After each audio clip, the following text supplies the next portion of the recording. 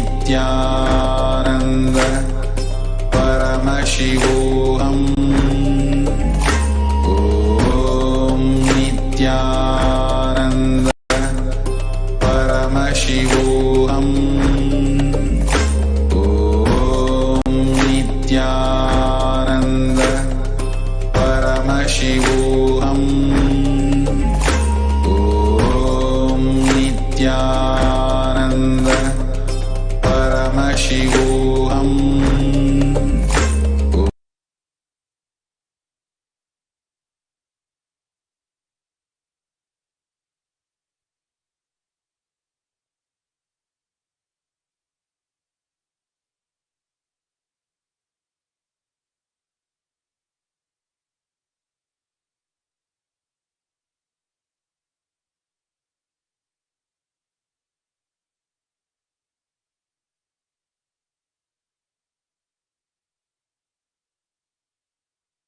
Connecting with the divine with your eyes closed is meditation.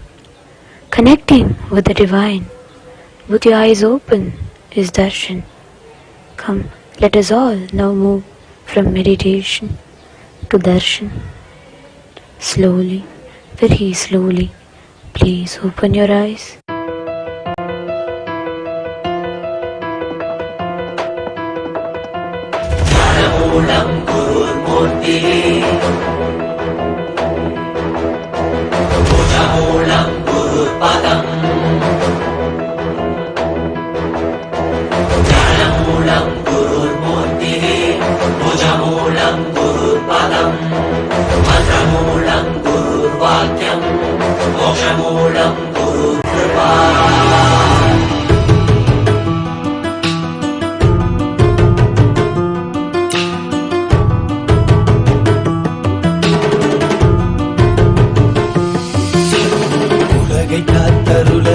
கையிலையில் தரும் நித்யனின் தரிசனம் தன்னை தானறியவே இவை அசைவின் தீட்சை தரும் தரிசனம் மறைபொருளாயிருந்து திரை விலகி திருவடி தொகும் தரிசனம் பிறை சூடிய சடை நாதனின் திருவுரு தரிசனமே மறைபொருளாயிருந்து திரை விலகி திருவடி தொகும் தரிசனம் பிறை சூடிய சடை நாதனின் திருவுரு தரிசனமே அவர் வேண்டி வேண்டி திரளான கூட்டமுவை தேடி வரும் அல்லவா மலை நான்கின் பொருளுணர்த்த நாளும் கண்டருள கையிலை உதித்ததல்லவா பொருளெல்லாம் தேடி உலகெல்லாம் போடி உரையனுள் உணர்ந்தேனல்லவா பொருளெல்லாம் தேடி உலகெல்லாம் போடி உரையனுள் உணர்ந்தேனல்லவா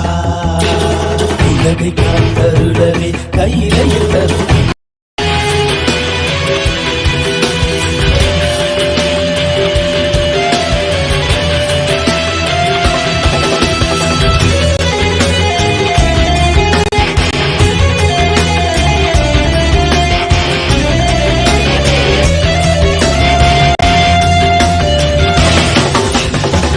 கடலும் கரைகளும் முத்திரு கைகள் தந்ததே இரவும் பகலுமே உந்திரு கண்ணில் அசையுதே நாங்கள் என்ன கோள்கள் என்ன உம்மை பற்றிட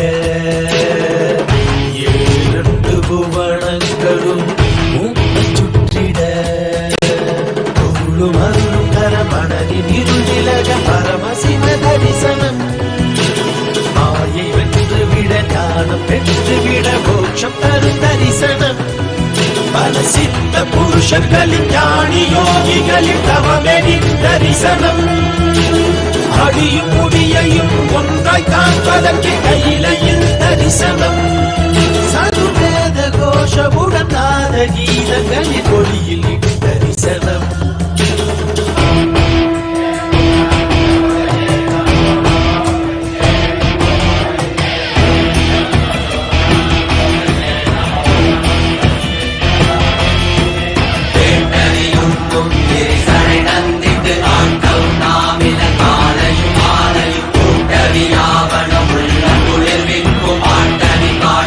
பாலனியாமே பாலனியாமே பாலனி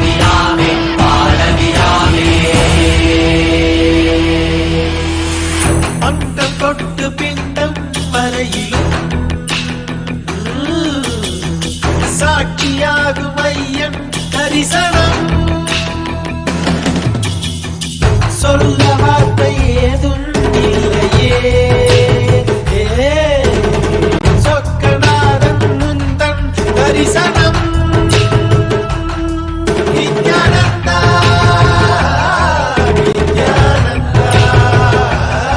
నిత్యానంద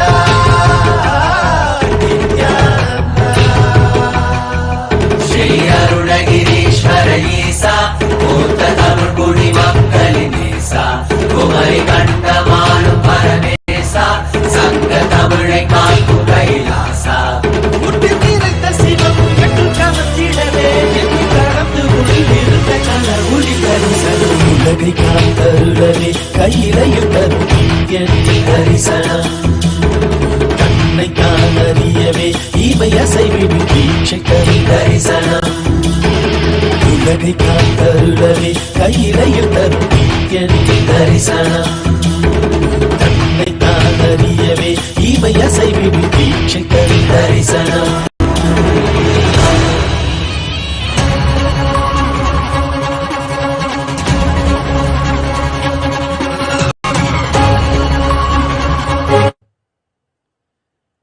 ॐ नित्यानन्देश्वर परमशिवसमारम्भाम् नित्यानन्देश्वरि पराशक्तिमध्यमाम् अस्मदाचार्यपर्यन्ताम् वन्दे गुरुपरम्पराम्.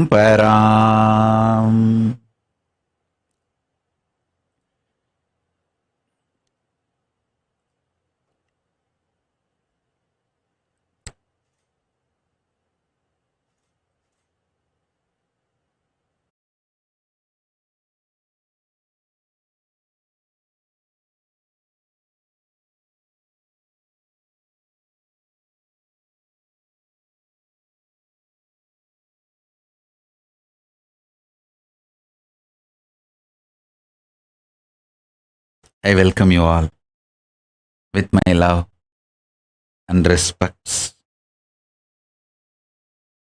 I welcome all the devotees, disciples, Samajis, Satsangis, Srimahans, Mahans, Tanedar Kotari, visitors, viewers, Sarvanyapita Yajamans, Kartas,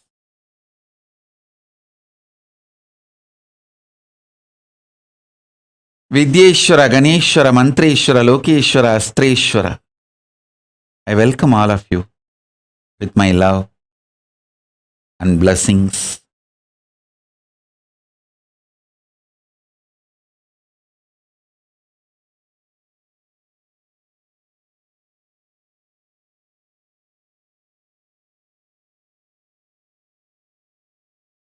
Paramashiva's message from Kailasa.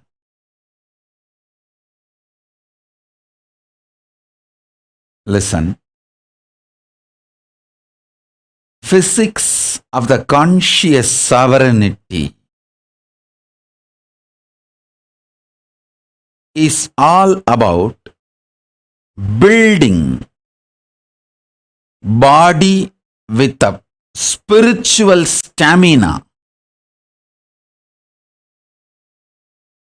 to hold the conscious sovereignty and radiate the conscious sovereignty.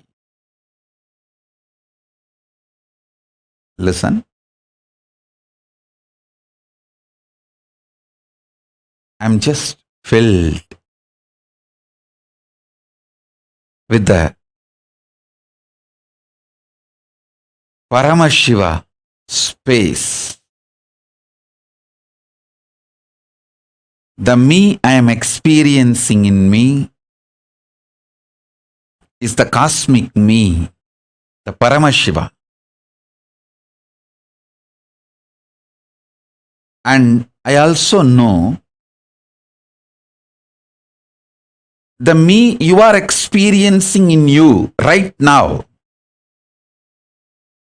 is also part of that Paramashiva's me, cosmic me.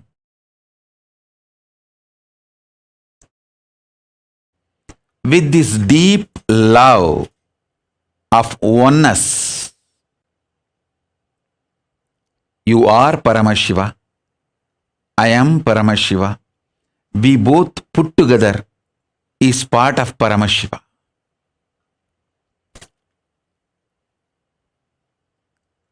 He has filled me, awakened me, enlightened me, manifesting in me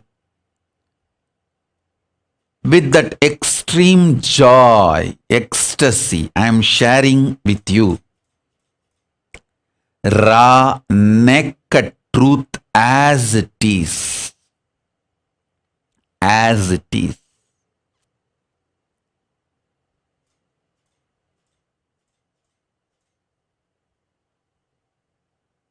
Listen.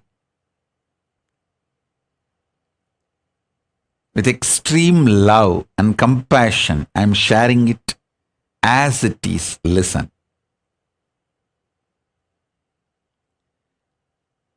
Spiritual stamina means your ability to cognize Paramashiva, letting him manifest his will, his experience of himself. That is what is most important. See,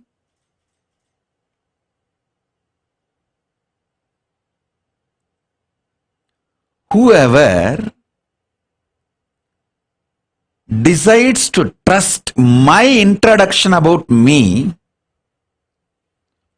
I feel so overwhelmingly loved by them and loving them. Listen.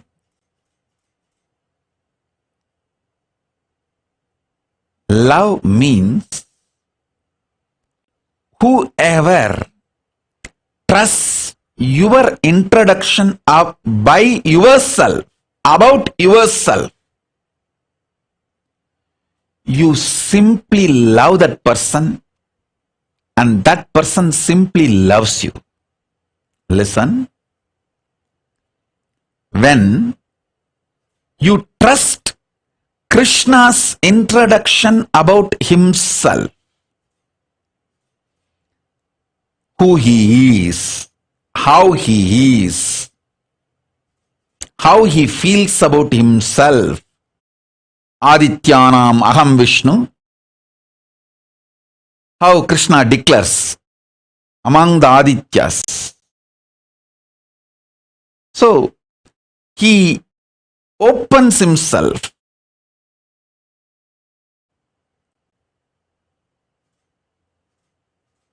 When you feel connected, you decide to feel connected, you choose to like, love, trust what Krishna introduces about him as as himself.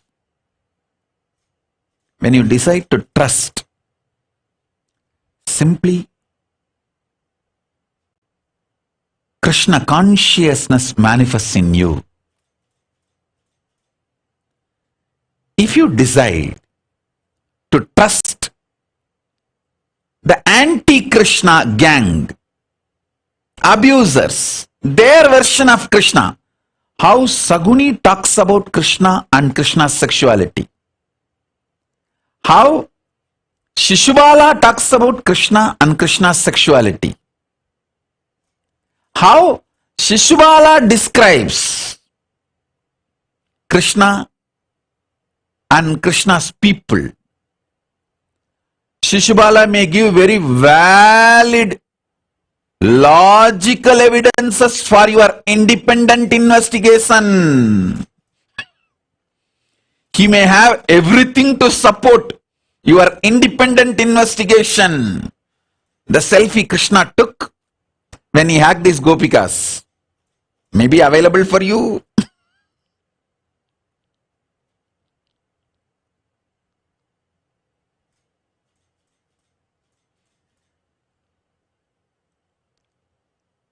Whether The Shishubala and his culinary gang, the Shishubala gang, is able to convince you or not able to convince you. The moment you decide to follow Shishubala's description about Krishna, you will reach the same space Shishubala is in. You will attract the same kind of people Shishubala like, and you will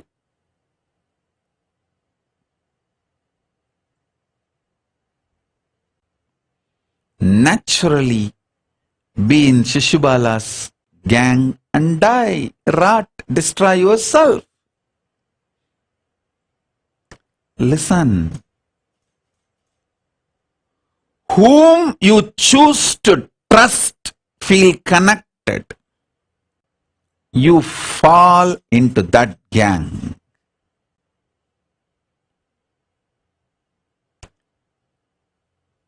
Whenever you choose to decide, you decide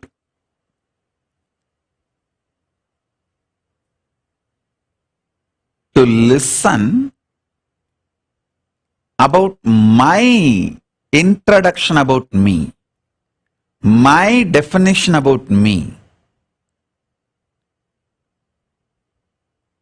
You enjoy the space given to me by Paramashiva. Now I am introducing me.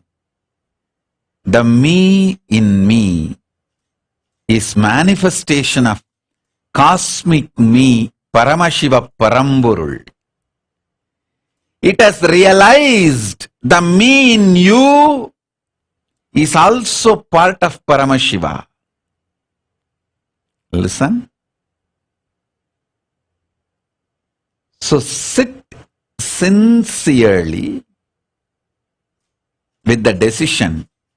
You, me, both are part of Paramashiva, and that Paramashiva is awakened in me, and now giving this satsang and Shaktipada, Shaktinipada to awaken Paramashiva in you.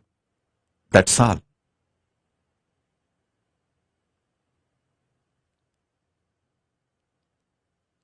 This is the exact, precise, truthful, honest introduction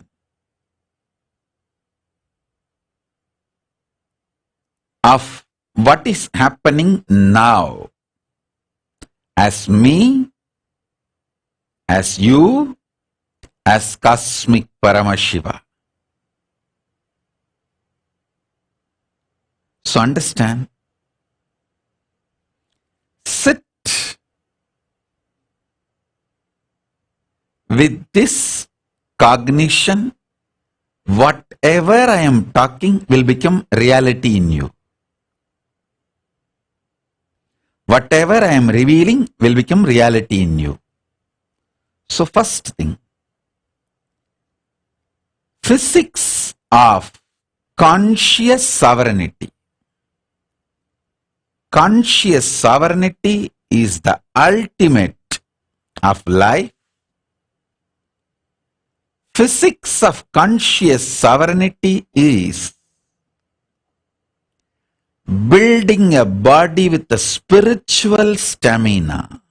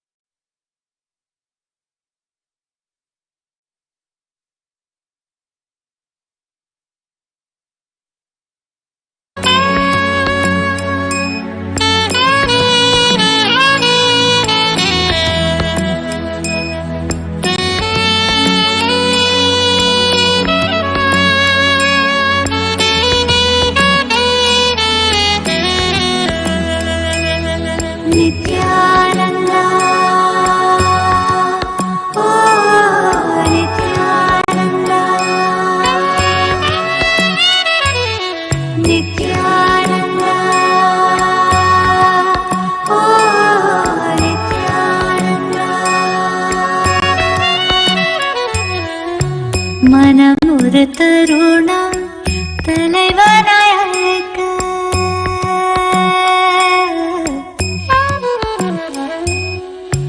மனம் ஒரு தருணம் தலைவனாய் அழைக்க கருணையில் நித்யன் கருணையில் இறங்கினார் மனம் ஒரு தருணம் தலைவனாய் அழைக்க கருணையில் நித்யன் கருணையில் இறங்கினார் அகமதன் இருளை க்ஷணமது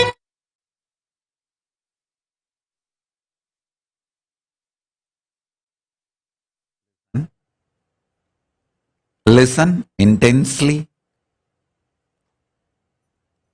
Listen carefully, deeply.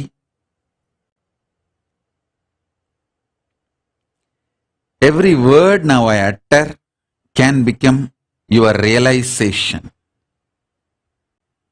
your experience. So listen.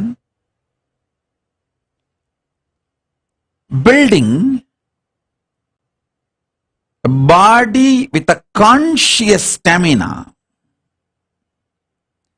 Actually,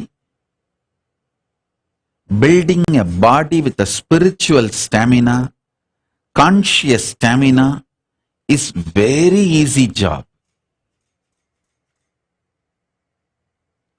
Too easy. I can give you just some 10-15 simple tips.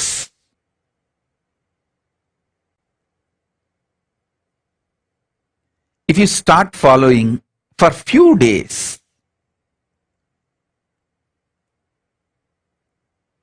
automatically you will build a body with a conscious stamina which can manifest Paramashivatva.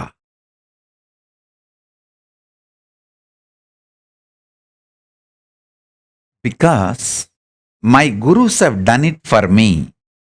I know the precise methodology. Without wasting much time, I can teach you. Many instructions, tips I would have given you.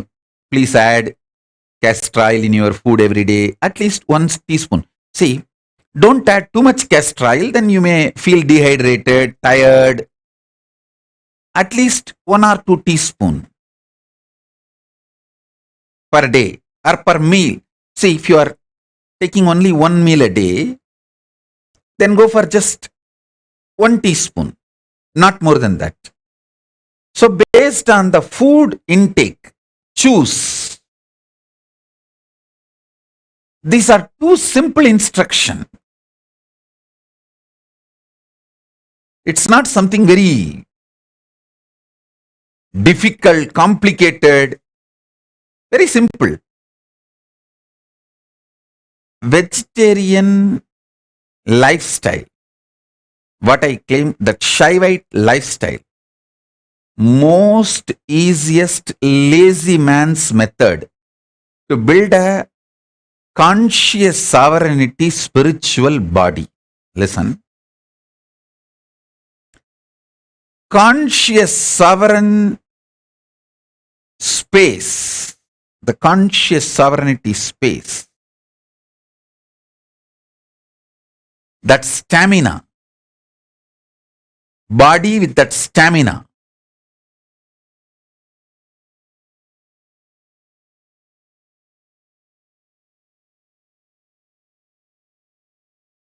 once you start manifesting,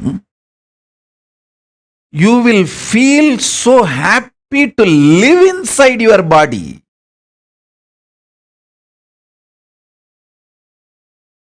I'll give you 2 simple instructions and few truths. To build the physics,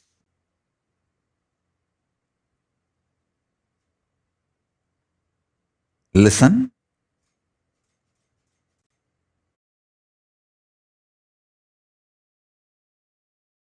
Physics of the conscious sovereignty is building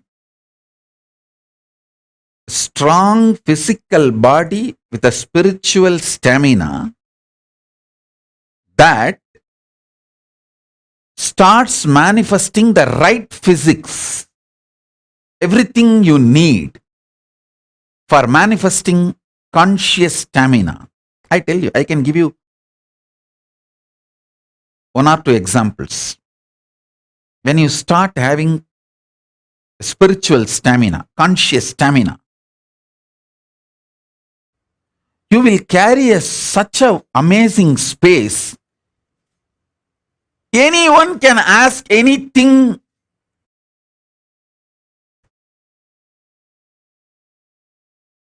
You will never feel irritated. You just know you are so happy they asked you.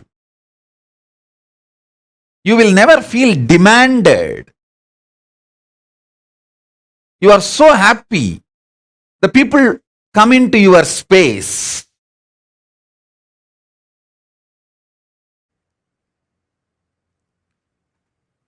More and more people you enjoy in your space, more and more you are a successful being. Because you know your pure space never gets trampled by even millions of people entering into your space.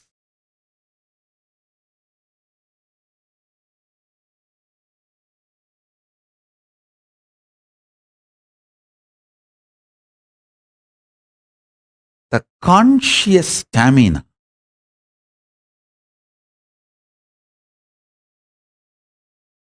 triggers, snowballs, initiates thousands of good things in your life. I tell you, 1 teaspoon castor oil can keep you in a pleasant mood 24 hours. Don't take my words casually. I am very serious. If you start doing it, you will understand. If you start doing it, you will understand. Within 6 months, you will understand. If you are a person constantly irritated, easily triggered, just use castor oil. You may think, what, castor oil? To remove the irritation? Yes, I am telling you. Castor oil will remove the parasites sitting inside your stomach, which triggers irritation continuously. The castor oil and parasites are anti. They don't like each other. And I tell you, I am a Dhyana Siddha by birth. By birth, master in Nirvikalpa Samadhi, because even while entering into the body, I carried my Nirvikalpa Samadhi. Within the space of Nirvikalpa Samadhi only, I even assumed this body. Even I had once a difficulty in Tiruvannamalai during the Deepam festival. The roadside, the gulfi ice, people will come and sell gulfi ice. In those days, the gulfi ice will not be available regularly in Tiruvannamalai, only during the festival times, big festival times it will be available. So, Raghupati Yogi, he always takes me from home to the temple to teach yoga and brings me back, and he will be actually holding my hand literally and walking, especially during these festivals, lot of crowd. Na? So he will hold my hand and walk. The gulfi ice guys, they will have a bell in their cycle, tricycle, and sell the gulfi ice. I was listening to that bell That bell was very nice sound. I was looking at the bell and listening. Raghupati Yogi thought that I want that ice cream, that's why I am looking at that tricycle. He asked, you want to eat that gulfi ice? I neither said yes nor said no, because there was no interest in that ice cream, because I never tasted it and I don't know what it is. And I was only listening to that bell, very nice sound. I did not say yes or no, but he thought maybe I want, but I am feeling a little shy to ask him. So he told, Varakane sapla. He gave me, he bought and gave one ice, and when I ate, I really enjoyed. It was very tasty. The way I ate itself, he understood, I enjoyed, so he got one more. I enjoyed that also. Until the second one, I did not ask. The third one, I myself said, get one more. Then he started laughing. He said,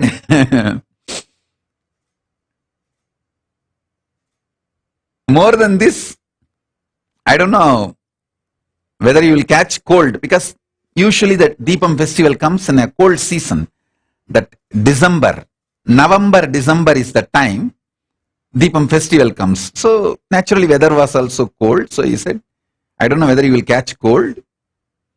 But because I asked, he could not say, he didn't want to say no, he just got. Finally I ate 5. And next day, he was making me do some process. The impact of the cold weather and the gulfi ice cream, both had little kapha. So he was asking me to sit in certain position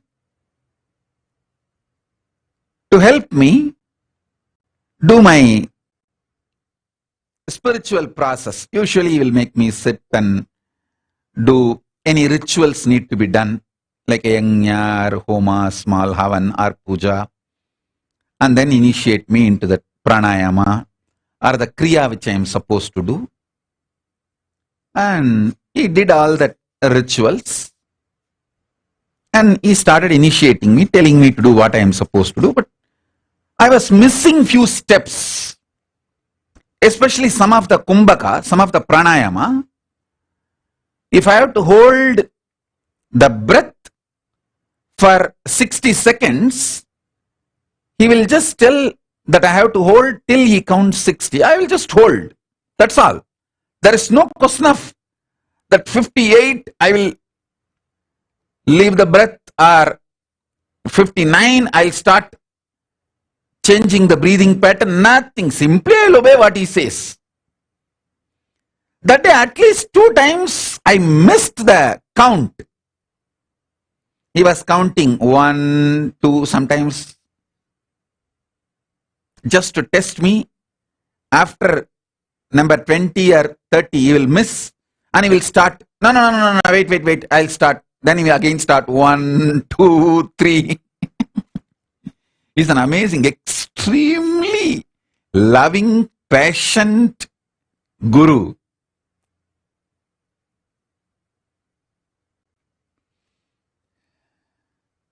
I only visualize them, their love for me, their patience for me, the way they worked on me. Whenever I need to work with my kids, this is what exactly I remember. I just hold them in my inner space. That is why I keep all their photographs. And I want all the ashrams to keep all their photographs,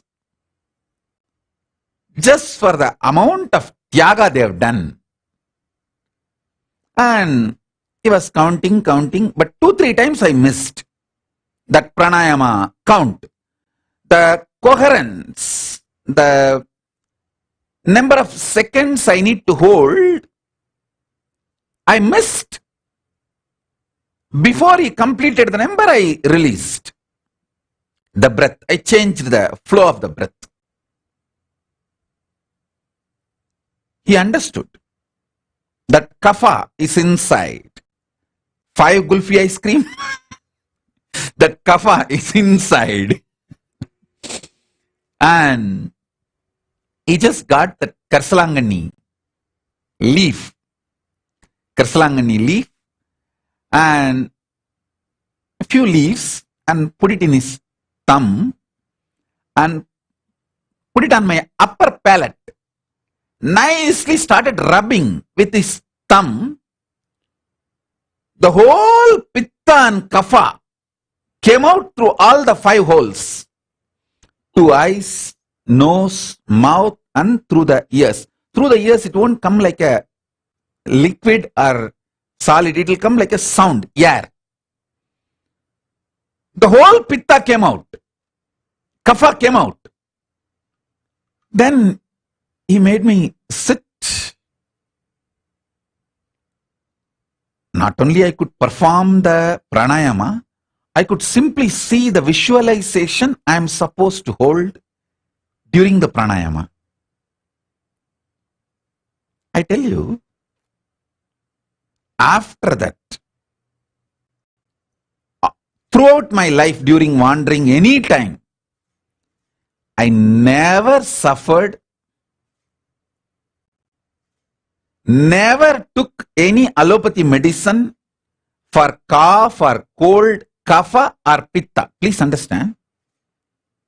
If you are Ayurvedic doctor, you will understand what I am saying. Pitta makes your mind feel the mental suffocation. Kapha makes your body feel the suffocation. Pitta binds you, chains you mentally. Kapha binds you, chains you physically. Physically means internal organs.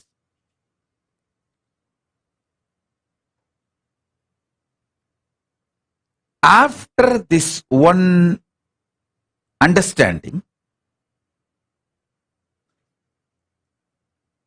of course, even now I don't enjoy ice cream.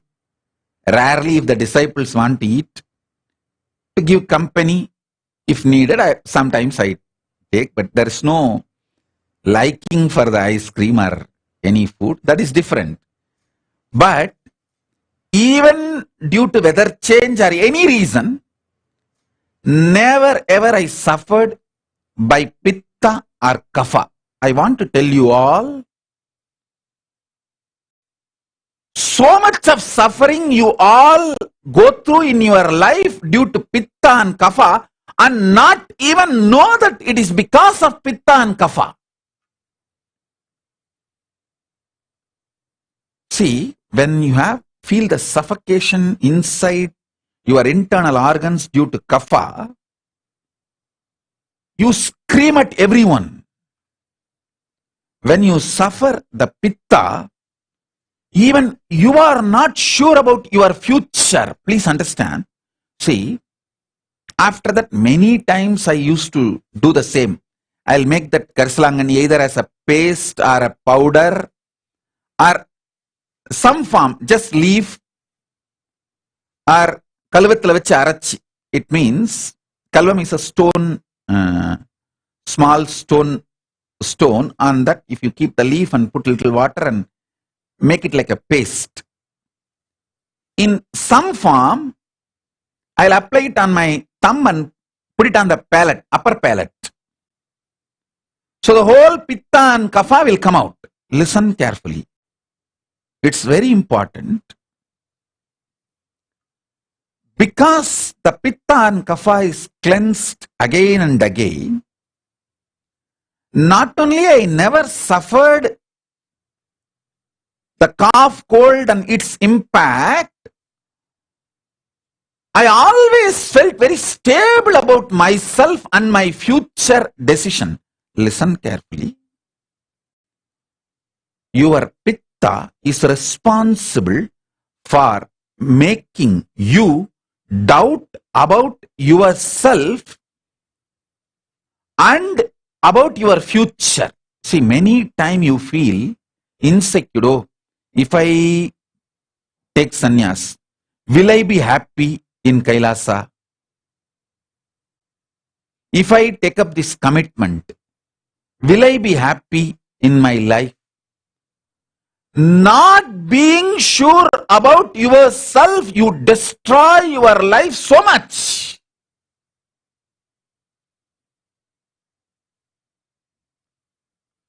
So many wonderful things in your life is lost because you don't feel sure about yourself.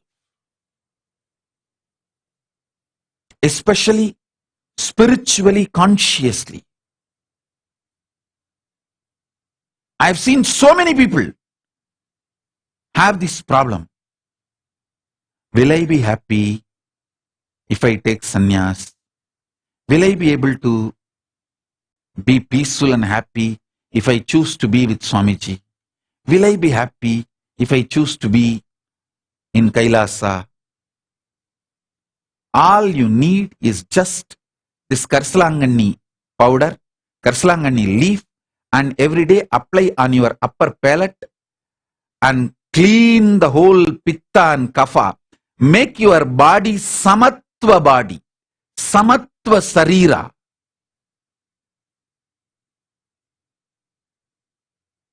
I tell you,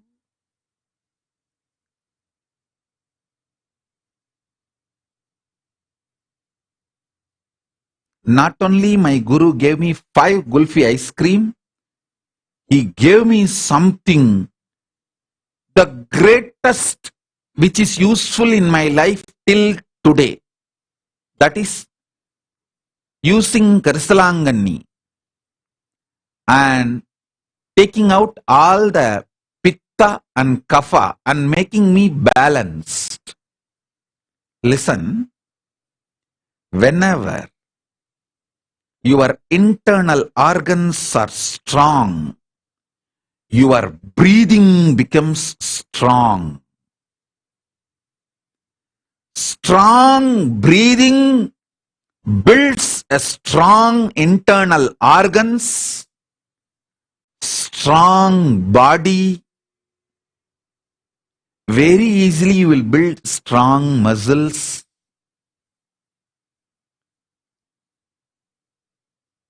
Karsalangani powder, taking it in your thumb, applying on the upper palate and cleaning all the kapha and pitta is such a simple act.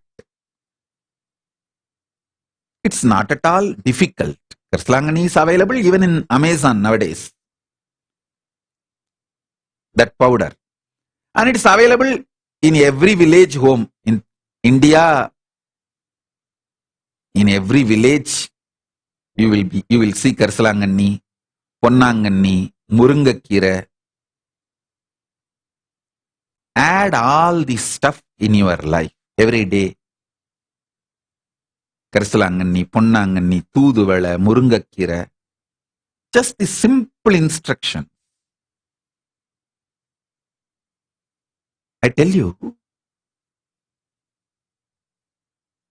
strong internal organs, when the kapha is cleansed, you get the stamina in your breathing, strong breathing. When pitta is cleansed, you get the strong visualization.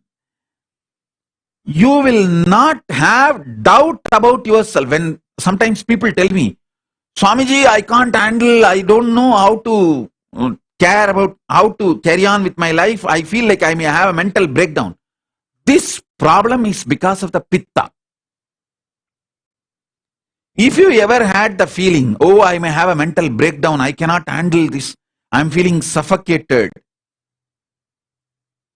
If you had this problem, your problem is simply pitta, nothing else. Apply Karsalangani on your upper palate. Clean your pitta. You will have so much confidence about you.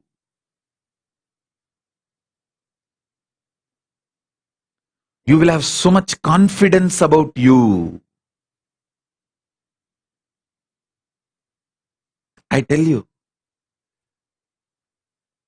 you may never imagine such a simple acts can solve such huge problems in your life.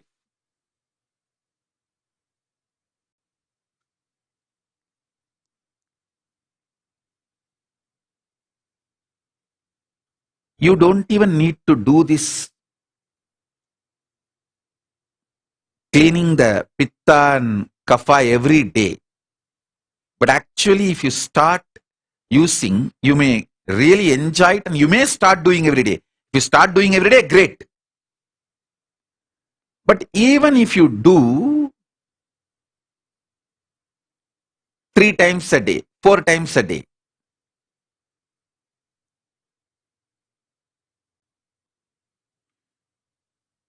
you will start feeling so much of confidence about yourself.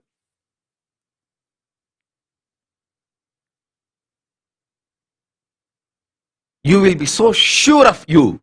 Yes, I can handle life. See,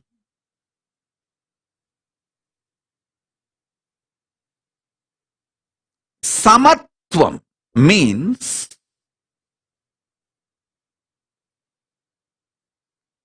at any situation of my life, I am only going to decide everything as per dharma, and same way I will live and leave the body with the same dharma. If needed, I will take another one body, continue to strengthen my dharma till I reach moksha. Over.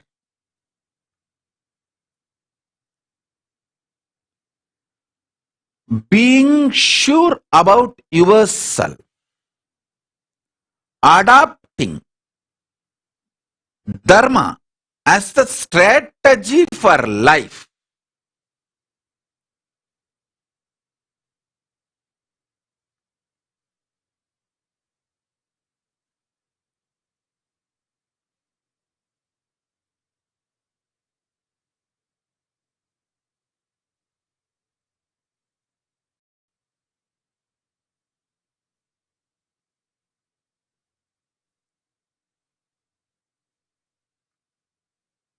is the most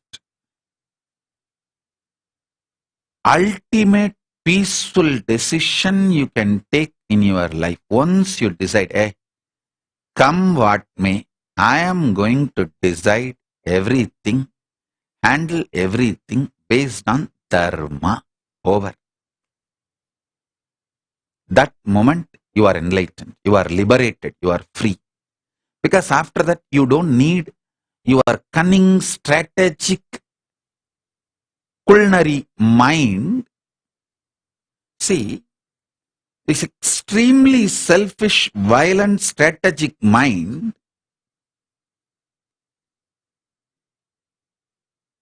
may brainwash you that it is very useful for you and can bring a lot of benefits to you in your life.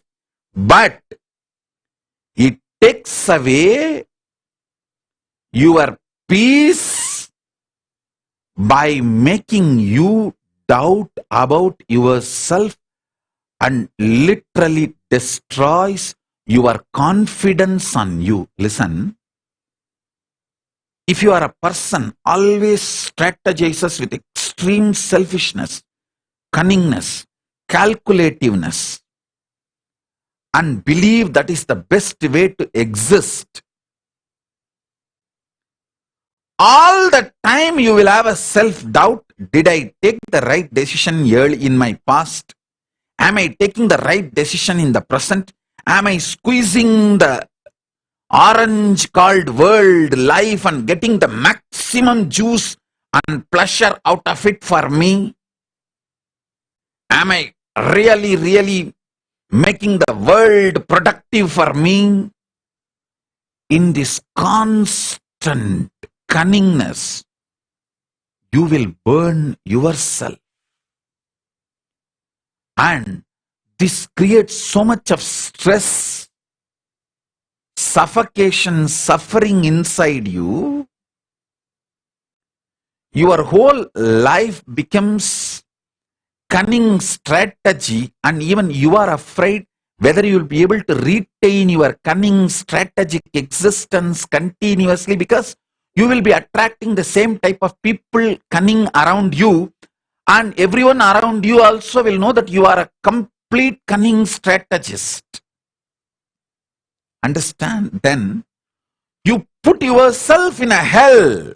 I tell you, a simple sweet being attracts the same kind of people around him, around them, and create that kind of ecosystem, and everyone feels that person is simple, sweet, and you create a beautiful ecosystem for you to enjoy your life.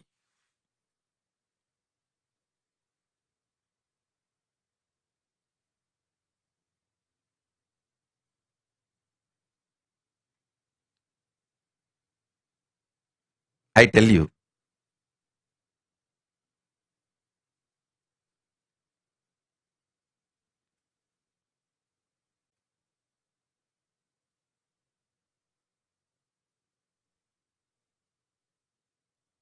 best thing you can earn by being a simple, loving, sweet being, you will attract that same kind of people around you, and people around you will experience you as a sweet being. That gives an amazing ultimate protection, completion for you forever. This is the greatest gift. Greatest gift being loving can get you is the beings who are loving. Being loving will get you beings who are loving. Being cunning will get you beings who are cunning for you. That's the worst hell. So you can create heaven or hell. It depends on how you decide about you. If you decide, from now, ahimsa paramo dharmaha, dharma is the center with which I'll make all decision.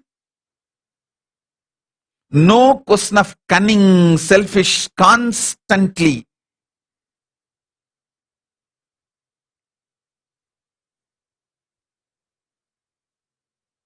exploiting strategies, because those strategies may get small benefits in the initial level, but will start developing deep self-doubt in you, and that feeling, you not being sure about you and how you will behave and live your life in the future.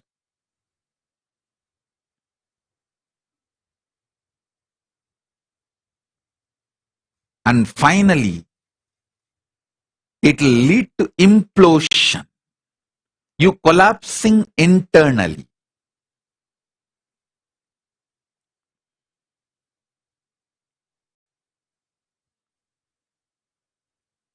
Decide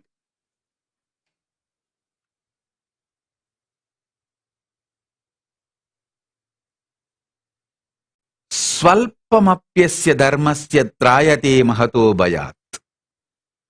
Krishna says, even if you practice what I am teaching a little bit, problems of mountain size will be destroyed. Even if you follow the Guru walk little bit, tons of problems will be destroyed, which is even unknown to you. See, the best thing is when you follow the Guru walk, simple instructions, the greater problems just disappear. They don't even show up in front of you. You may not even know how many problems you avoided, you escaped.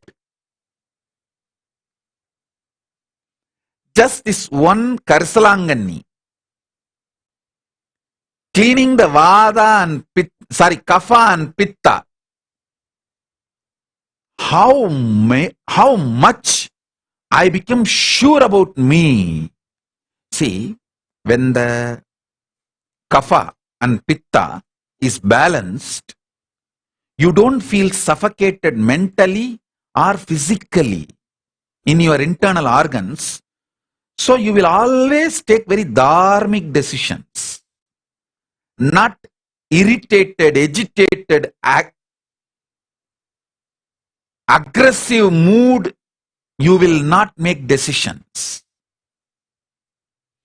All decisions you make during the I, kapha and pitta are dangerous to your life and to your existence. Keeping the kapha and pitta balanced will make you always take very sweet, beautiful decisions. Life will flow such powerful way. You know, even if you obey Guru's instruction, one small instruction, 10,000s of big problems will not even come to you. Not only you will be solving any problem comes to you, there are many problems which will never come to you. Many problem will never come to you. Any problem which comes to you, you will simply dissolve it.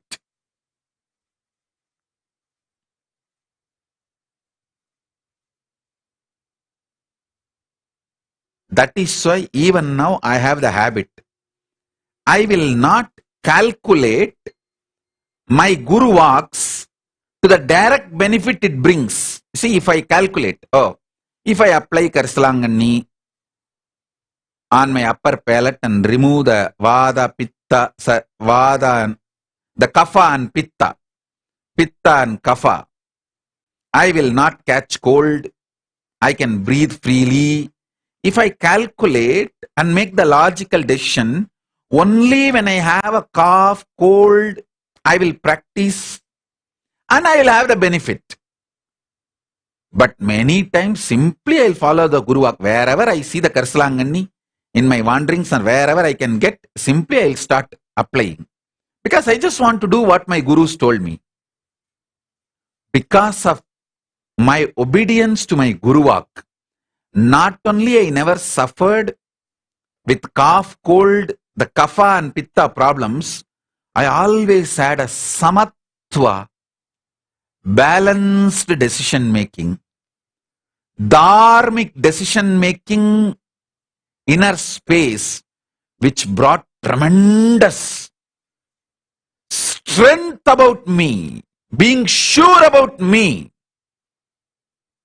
I tell you, when I got out of my home, when I left my home, I never had insecurity or not being sure about how I will handle my future. Whatever future brings, how I will handle, never had a problem. Same way, in 40, literally after establishing kingdoms, everything I need for my life, I just walked out of everything. I had the same spirit, courage, confidence. I can rebuild. I can create what I want.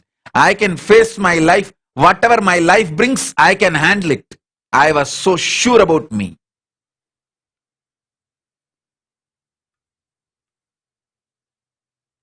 Me being sure about my ability to handle the future, whatever future may bring, that is what I call my Shraddha towards my Guru Parampara.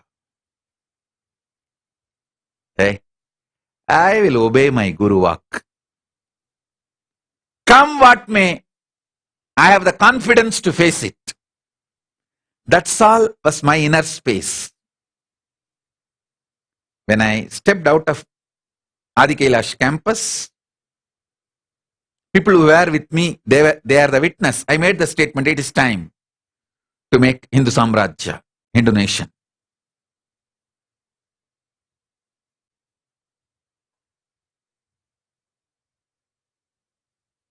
I just know whatever life brings, I can handle it.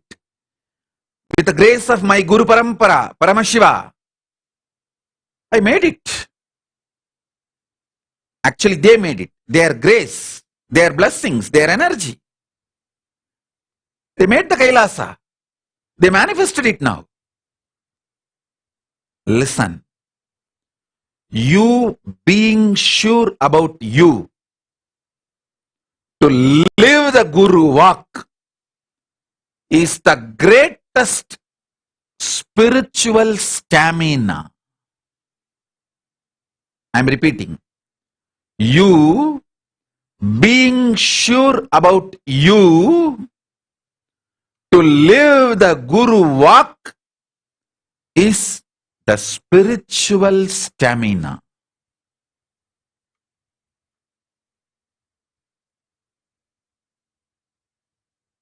Castor oil,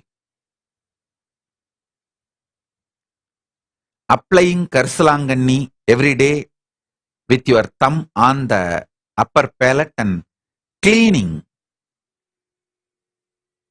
the pitta and kapha.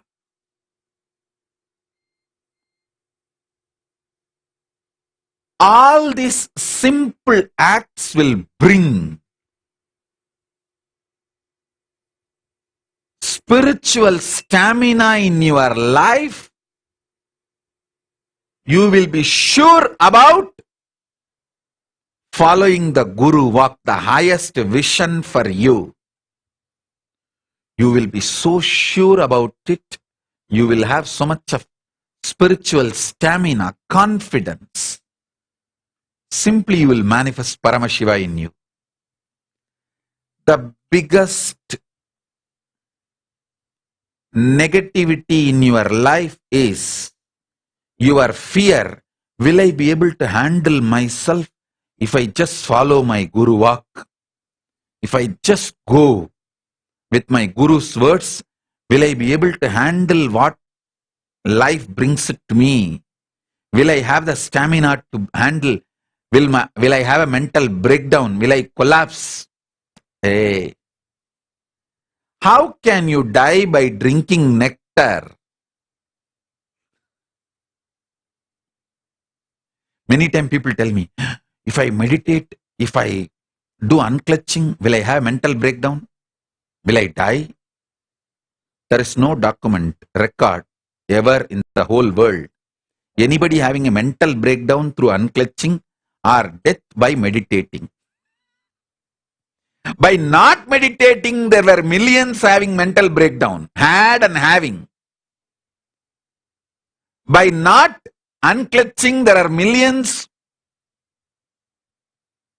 who die very cheap death. Even in death, there should be dignified death. I am seeing now in this pralaya, in this corona, people are so suffocated to keep themselves inside a room or a house. They feel it's okay, I just want a fresh air. I cannot handle this anymore. Let me go out for a walk. Just for fresh air, they go out and leave the breath itself. For fresh breath, they go out. Get corona, get fresh body itself, not just fresh breath. I am seeing, understand?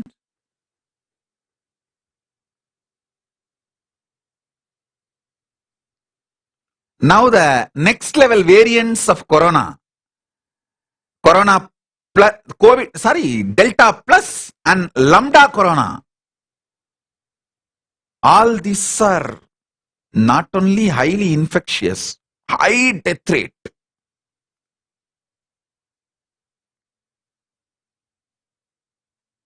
even though people know all this information, just the imaginary suffocation, unable to mentally handle the pitta and kapha. Pitta is responsible for mental suffocation. Unable to handle the pitta, they go out and get the real problem called corona. See, pitta is only an imaginary problem.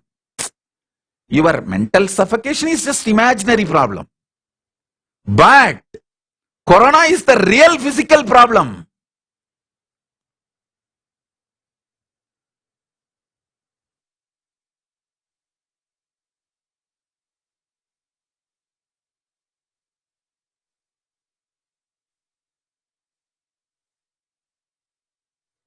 Listen.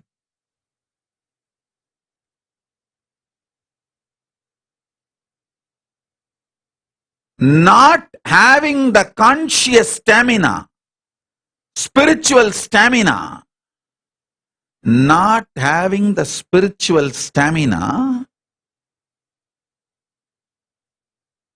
can even kill you. All these people, due to suffocation, mental suffocation, go out and get corona and die, are all dying just because they were not taught the science of unclutching and meditation. If they had the fortune of getting the unclutching and meditation in their life, they will know how to handle their mental suffocation.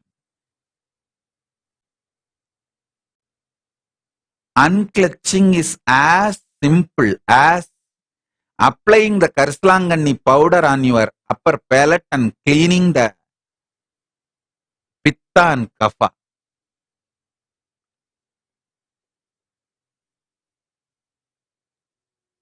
Many people are asking the name of the Karslangani, other names of Karslangani.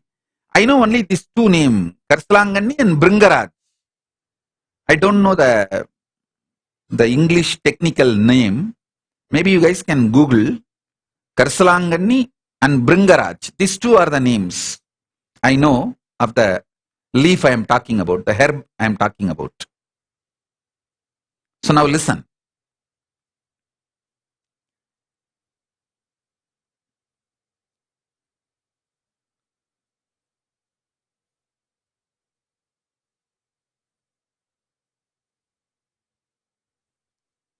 Just not able to handle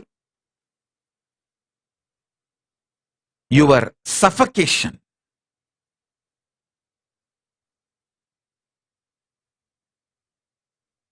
Inner space.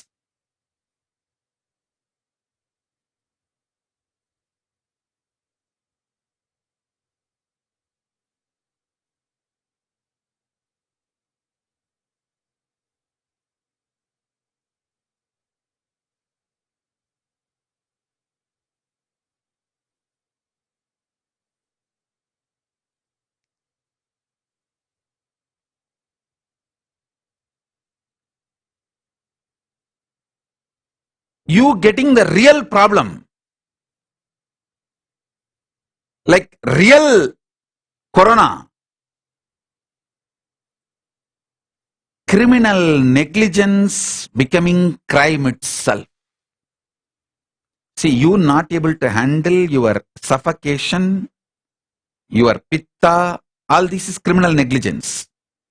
Finally, it becomes crime itself when you get the corona. So I want to give one more information. The Karslangani is also called false daisy. False daisy is an English word used for Karslangani, Bringaraj. Actually, it should be named as a true daisy. I don't know why they named it as a false daisy. Anyhow, that is the word in use. Okay. Listen.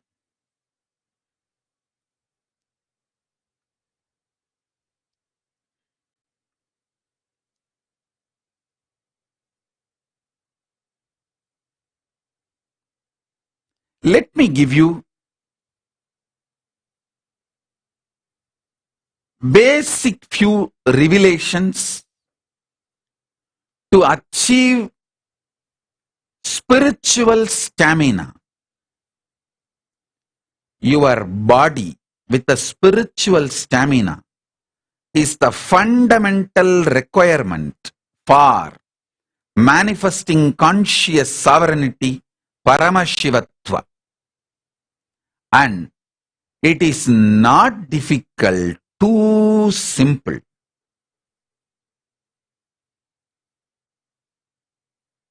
As I said, just applying Karisalangani and cleaning the Pitta and Kapha has made me feel so secure about me, sure about me, and my ability to handle come what may. See, my ability to handle come what may is my Shraddha to my Guru Parampara, to my Paramashiva, Arunagiri Yogishwara.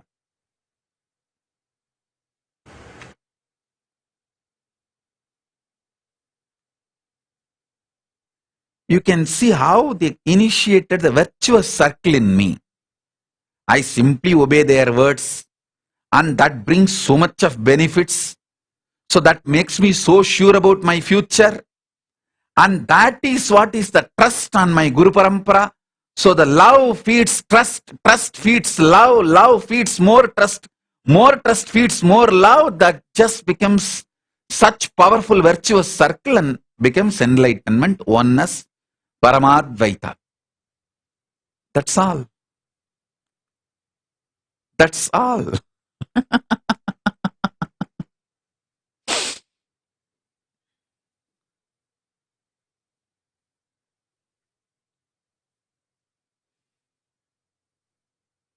I think getting into that virtuous circle is what is the conscious stamina. Spiritual stamina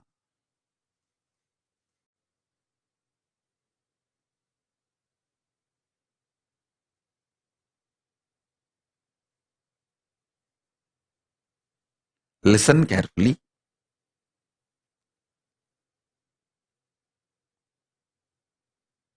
I never strategized and obeyed my Guru's words. Simply my Guru walk, I'll do it. Over.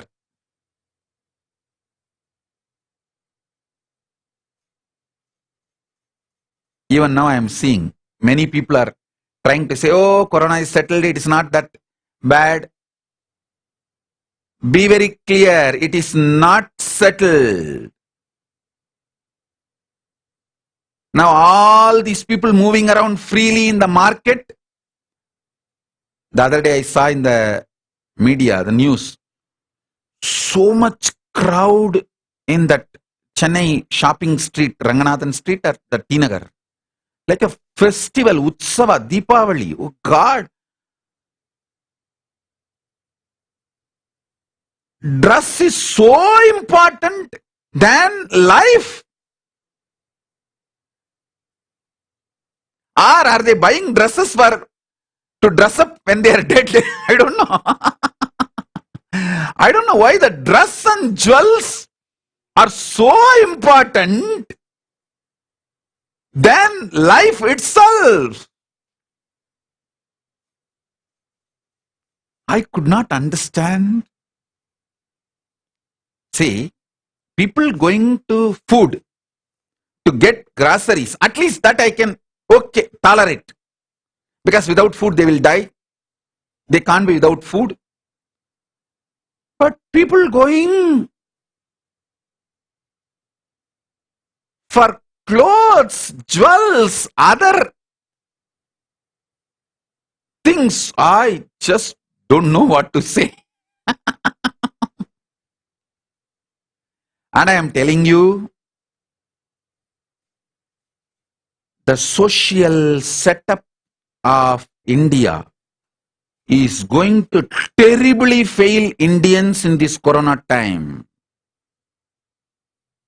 When I say India, it's not just the India, Pakistan, Bangladesh, that same mental setup countries, Malaysia, Nepal, everywhere, this collective integrity missing. See, they don't care about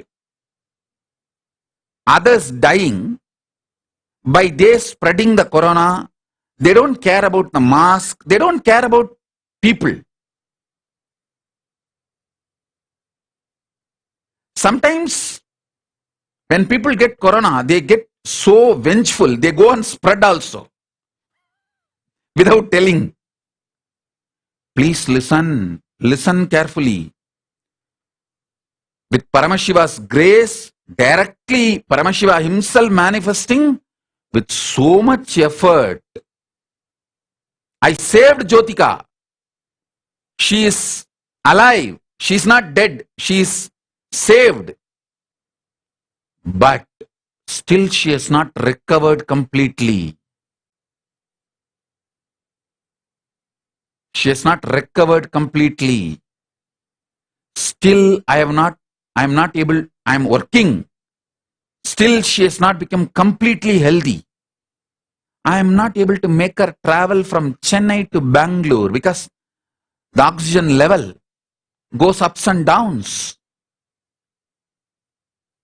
She is alive. She is corona negative, means corona free. But still she has not recovered, become healthy. And once she becomes healthy, I have to work and detox her body to start manifesting powers. That is another huge task. Because corona does large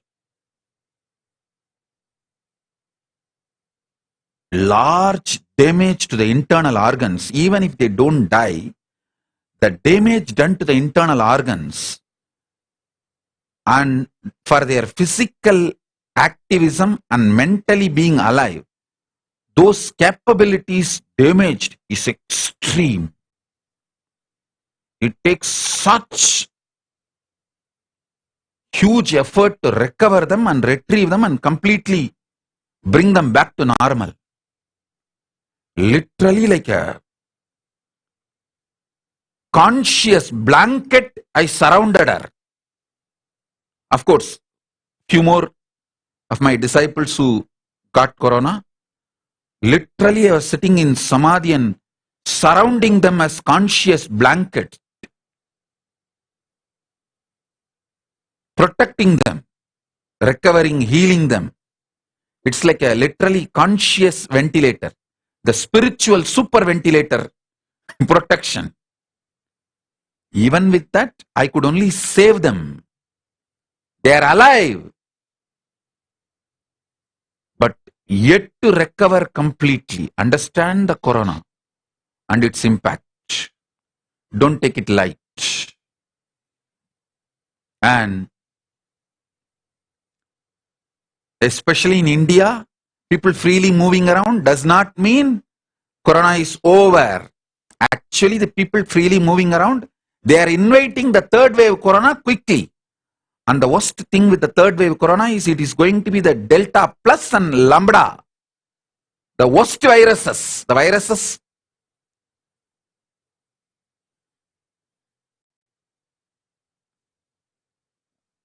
What to say that? Its own updated version.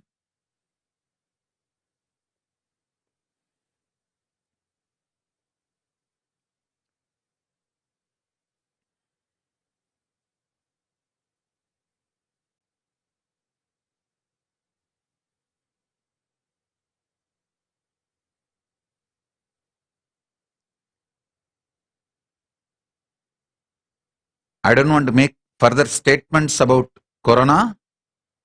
I only want all my disciples who obey me, just stay home, stay safe, have multi-layer quarantine in your home. If you cannot, go to Adi Kailash and save yourself before it becomes too late.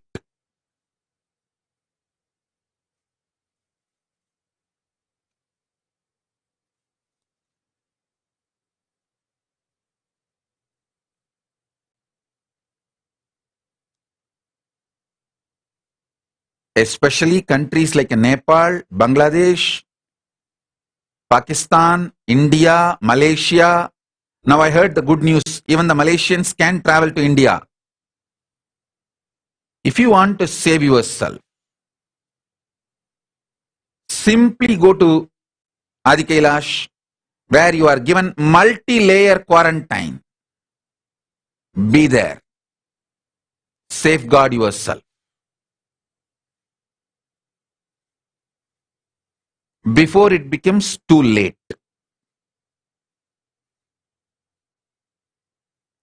Multi-layer quarantine is too important.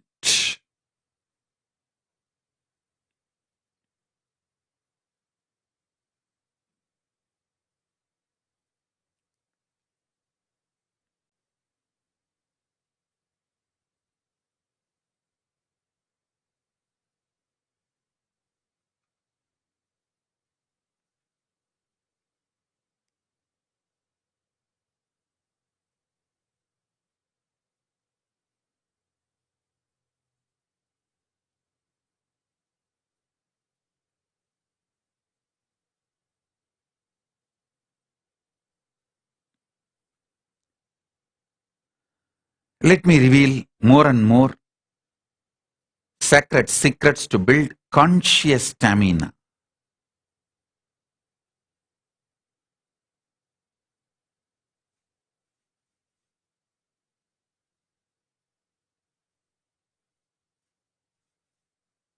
Have haritaki, tuduvale, murunga leaf in your food regularly.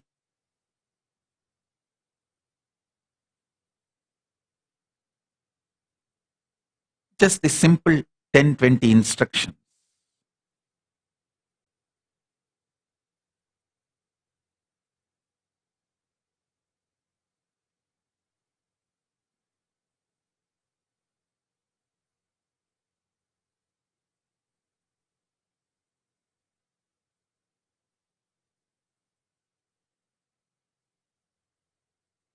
I can put it elaborately and share it with you all.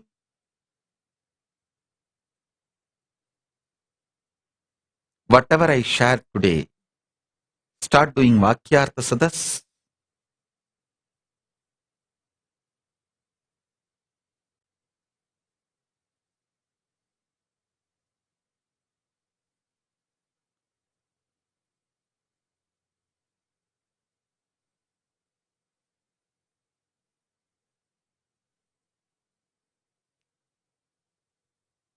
The speed with which people are coming out and moving around, India or Malaysia or Nepal or Bangladesh or Pakistan, everywhere, I can see very clearly they are inviting the third wave, which I don't want to talk much about it. I can only say that they are bringing worst thing on themselves. Because the collective integrity is not there. People don't care about what will happen to the whole society.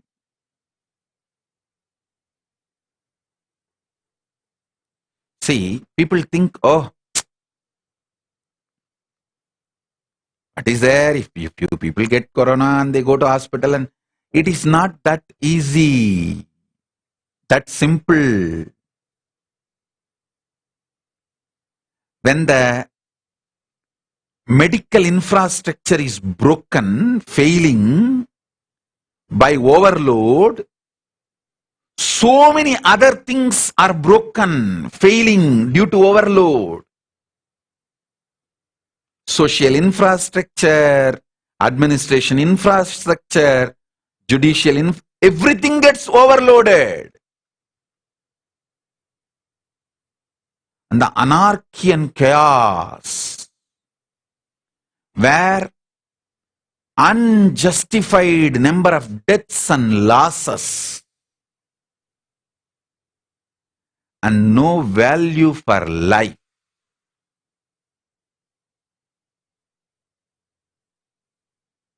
No value for life.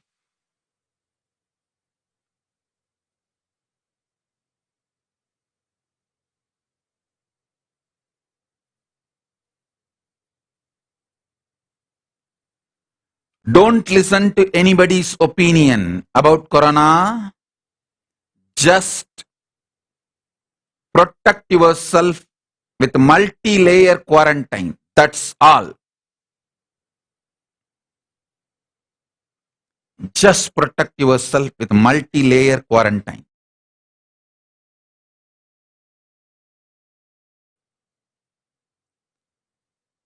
Neither get constipated by conspiracy theories, nor get cheated by this positive idea Bhagwas. Just have multi-layer quarantine and protect yourself before it is too late.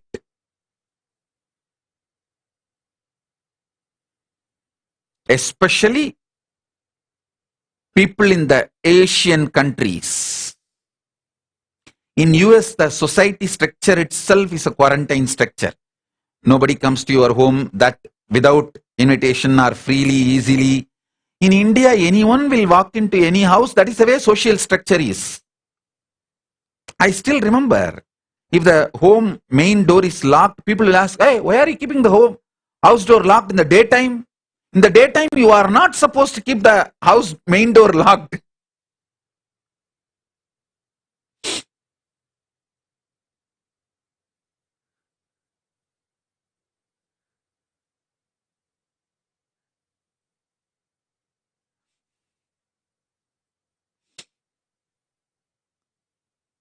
So if you have any relatives, friends, especially all my disciples all over the world, my Adinavasis, my Gurukul kids, my Sannyasis, my Brahmacharis, my Brahmacharinis, all of you listen. I am talking to you directly. If you have your family, if you have your friends, if you have any important people you need to protect, either get them out of Asian countries, India, Bangladesh, Malaysia, Nepal, Pakistan, all that, Indonesia, that area, Malaysian countries, get them out. Or get them to Adi Kailash, where they can have multi-layer quarantine. Do one in these two.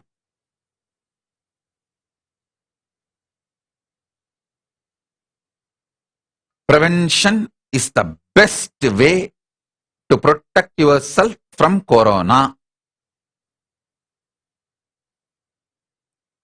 Because the third wave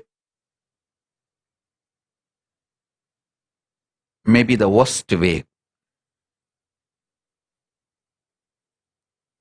The death rate is too high. Delta plus and lambda corona, these are too high death rate. Infection rate, the way they spread, before even you realize or go to hospital, the person is killed, the person is dead.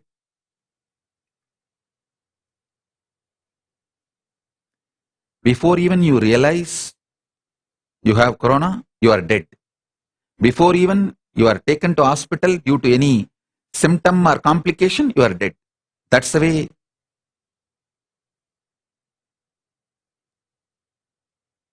it is going. So, the social structure of India is going to fail Indians during this pandemic.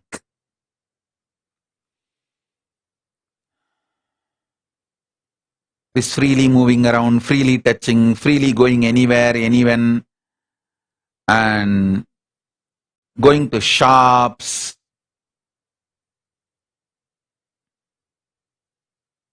luxury shops, going for shopping. I don't know.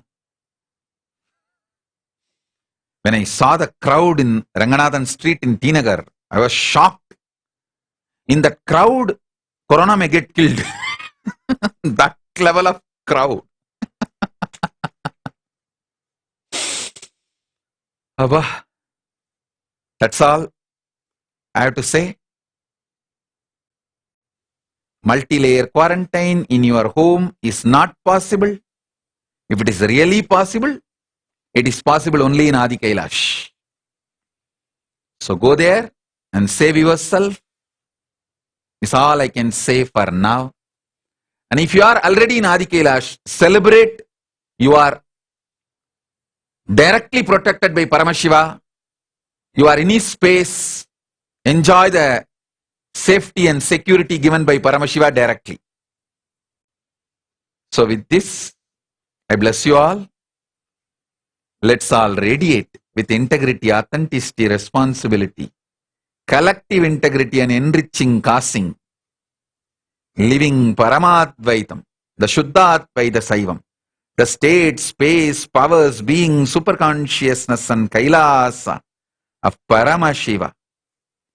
Paramashivoham, Om Nithyananda Paramashivoham, the eternal bliss, Nithyananda.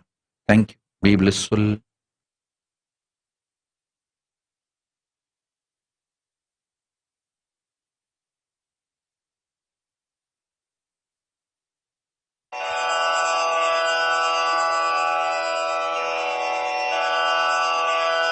श्रीकैलासोन्नतद्वादशान्तश्यामलापीठारूढा श्रीमीनाक्षिसुन्दरेश्वरा भिन्नस्वरूपा परशिवपुत्ररत्न Kumar गुरुमण्यतुल्यावतार श्रीपार्वतीस्तन्यपानलब्धदिव्यज्ञान विश्रुतसकलनिगमागमसारभूत द्राविडवेद प्रवक्त्रे श्रीमत्परमशिवकरुणासमधिगत मुक्तामय चतुरश्रयान गीयमान छत्रचामर श्रीचिह्नकाहलादि समस्त बिरदावल्यलङ्कृत ज्ञान विज्ञान चक्रवर्ती सर्वजन संघ सद्यो निर्वाण दीक्षा व्ययापवर्गवर्ष विश्राण जीमूत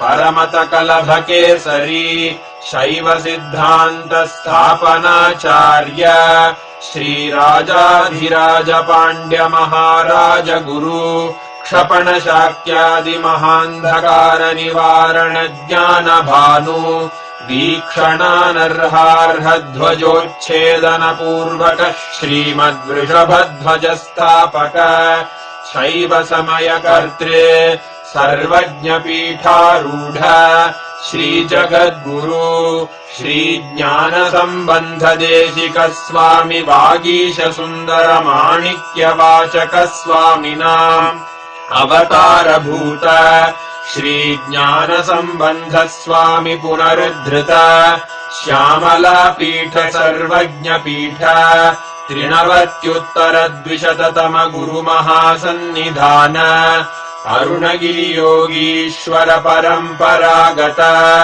अरुणाचल सर्वज्ञ पीठ गुरु महासन्निधान कैलास परंपरागत कांची कैलास सर्वज्ञ पीठ त्रयस्त्रिंशदुत्तर द्विशततम गुरु महासन्निधान नित्योत्सव नित्य मंगल नित्य कल्याण नित्य रजित कैलास परंपरागत आदि कैलास नित्यानंद पीठ महासंस्थान महासिंहासन पीठ कर्तः साक्षात् श्री परमशिव समुद्भूत कैलास परंपरागत वैवस्वत मनु इक्ष्वाकु हरिश्चंद्र भगीरथ श्रीरामचंद्र शूरसेन इत्यादि अनवच्छिन्न सार्वभौम चक्रवर्ति परंपरागत चतुष्षष्टि योगिनी मण्डित चतुष्षष्टि सम्प्रदाय प्रवर्तक मनुधर्मशासन सूर्यवंश प्राप्त सर्वज्ञपीठ सुराङ्गी साम्राज्य मूर्धाभिषिक्त चूडामणे साक्षात् श्री परमशिव समुद्भूत कपिल महागुरु पुनरुद्धृत महानिर्वाणि पीठ अष्टोत्तर सहस्र श्री महामण्डलेश्वर साक्षात् श्री परमशिव सिंहासनाभिषिक्त समस्त गणनायक श्री महागणपति समारंभ अनवच्छिन्न पीठाधीश्वर गुरु परंपरा प्राप्त अटल पीठ अष्टोत्तर सहस्र श्री अटल पीठाधीश्वर धर्म मुक्ति स्वर्गपुर स्वर्ण पीठ त्रयोविंश गुरु महासन्निधान कैलास परंपरागत आदिपीठ सर्वज्ञ पीठ जगद्गुरो श्री कैलास पुनरुद्धारक श्री कैलास परमाचार्य श्रीमत्परमहंस परिव्राजकाचार्य वर्य सच्चिदानंद प्रणव स्वरूप श्रोत्रिय ब्रह्मनिष्ठ श्रीमज्जगद्गुरु श्रील श्री भगवत् श्री नित्यानंद परमशिव श्री ज्ञान संबंध देशिक परमाचार्य स्वामिन् अत्रागत्य परिपाल्य च अस्मान् विज्ञान वितरणेन विजयी भव जय जय।